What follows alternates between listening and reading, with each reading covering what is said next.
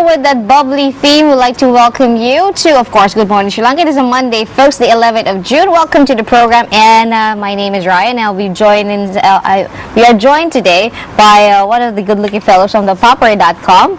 Just introduce him first. We got Maven Pierce helping us out with all about the sports that happened throughout the week and the coming week. Good morning. Good morning. How are you doing? Doing great. Okay, while I give him a little time, more time to breathe, let me just remind you folks that we have a winner for the travel competition that we had last week, and we will share his name.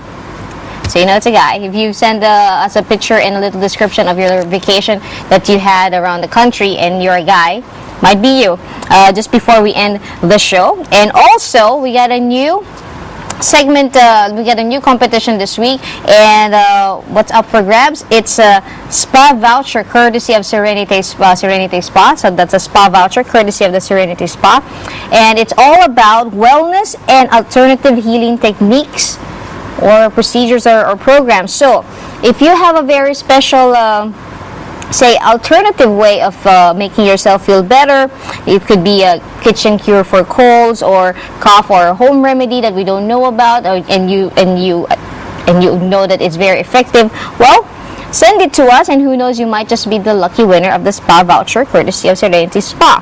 Send us an email describing your alternative medication or healing technique to mtvsports@maharaja.lk. That's mtvsports@maharaja.lk. Now I think we gave Evan enough time to breathe and relax inside the studio. Lots of sporting event happening. Of course, we got the Olympics kicking up in just a couple more weeks. And first, the Euro 2012 that kicked off technically Friday. How do you feel about it? You kicked off with a bang. Yeah, most definitely. I mean, we saw in Group A, Russia leading the tables with a win against Czech Republic. And also Poland and Greece had a draw, and it was a very interesting match because they were playing at the end with 10 players each, because they had a player each sent off. So yeah, it's been quite an interesting start off. I think also a lot of people were keenly anticipated the Spain versus Italy, for one, Spain being the FIFA World Cup champion, and also the UEFA World Champ. But a lot of people said it wasn't as eventful as they hoped it would turn out. It was a draw, with of course one goal from each team, and the goal for Spain courtesy of Fabregas, and for Italy it was courtesy, if I'm not mistaken, of Antonio Di Natale. So a lot of people expected much more for that match. Yeah, exactly. In Group C, it was Croatia who is leading the tables at the moment with a 3-1 victory against Ireland. And in that match, they actually totally dominated the play. And also for those crazy about football, or for some of us calling it soccer, look forward to it. 9:30 tonight, Monday. It's France versus England. Yes, I'm pretty sure most of the sports pub in the country will be filled for that one. And then if you can still keep up with the sporting event at 12:15 a.m. That's Tuesday already. It's Ukraine versus Sweden. Of course, host Ukraine facing Sweden. What's your prediction? According to statistics, for those who are wondering about the France versus England, 38% of fans said it's going to be France, 37% is going to be England, 25% undecided. No, it's 38 France, 25 England, 37 undecided.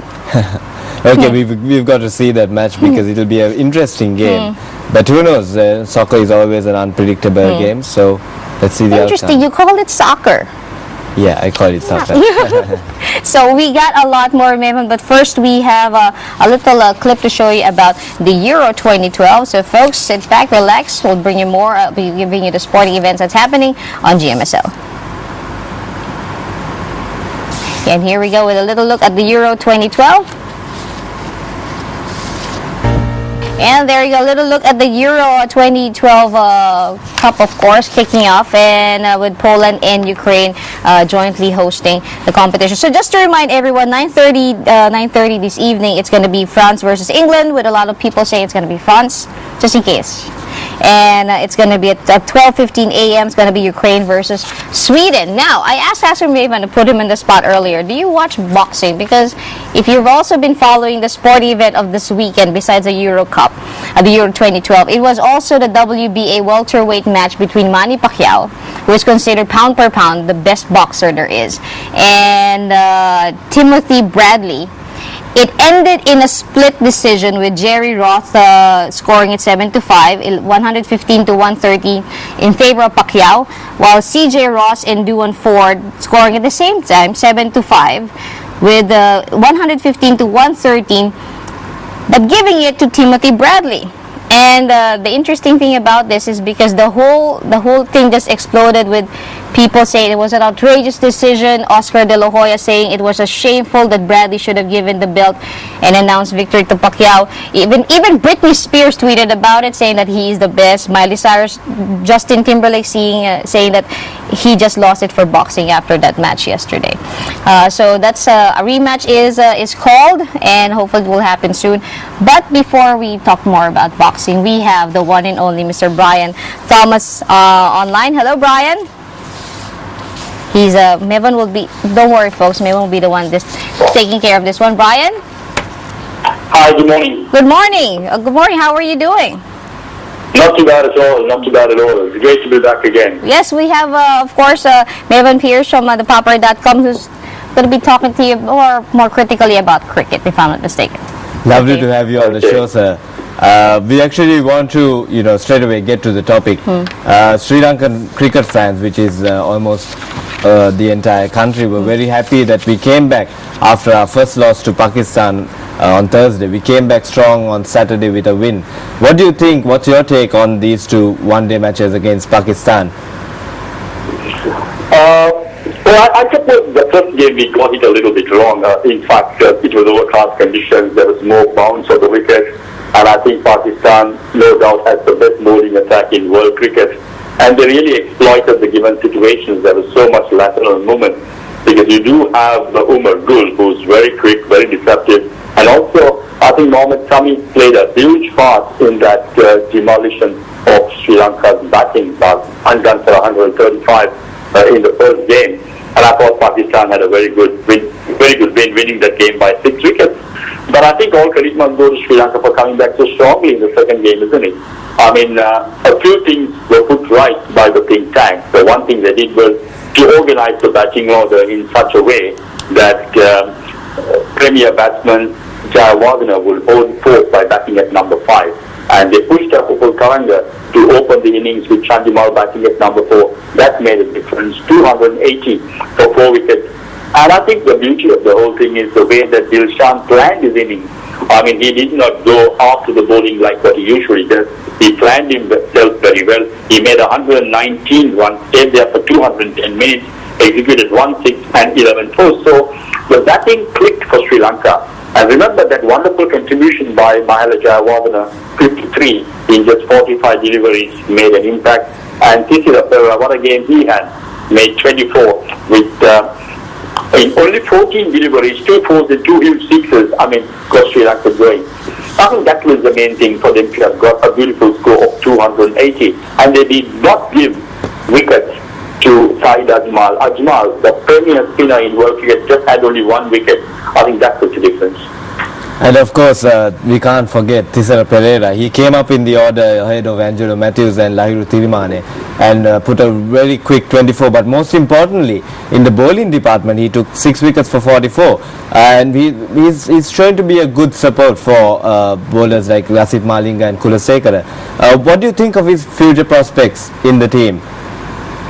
Well, talking to Graham Pope, the Sri Lankan coach, I mean, he said a handful. He stated that if Tisira Perera can replicate this form, I mean, he hits the deck hard. He has a very good movement off the seam. I mean, he got 6 wickets for 44 runs, which is the best performance by any bowler against a strong Pakistani lineup in recent times by a Sri Lankan, mind you. And Graham is very optimistic that if Tisira Perera can stay focused, he is young, he could be an ideal test bowler for Sri Lanka. So that's good news. And mind you, Tisira is a superb all-rounder, isn't it? I mean, he took that wonderful catch actually dismissed the Pakistan skipper, which was very important moment. Hafiz being dismissed at 14 because that opening stand looked very threatening. I mean, he dived full stretch to the right to hang on to a very difficult catch, and then he bowled his heart out. Fantastic all-round performance, and I reckon Tisra Perera made the difference. Yeah, you have a point in which you said that he came ahead of Angela Matthews. I mean, my experience, because I've been with the team quite a bit, Tisra Perera is a utility all-rounder. I mean, on his day, he can hit any bowling out of the park, and I thought the wicket was just ideal for him where the ball was coming onto the bat. Being a left-hander, I thought he executed those 24 runs in quick time. Yeah, thanks a lot, sir. It's always nice to have some expert comments on this. Ladies and gentlemen, it's also less than 100 days for the ICC 2020 World Cup, which is going to be held in Sri Lanka. So, back to you, Ryan. Oh, thank you very much. Well, there you go, folks. And we'll be taking a very short break. But reminding you, we have a little giveaway, and this is courtesy of Serenity Spa. A spa voucher. All you need to do is just to tell us about your personal alternative healing techniques. It's MTV Sport at maharaja.lk.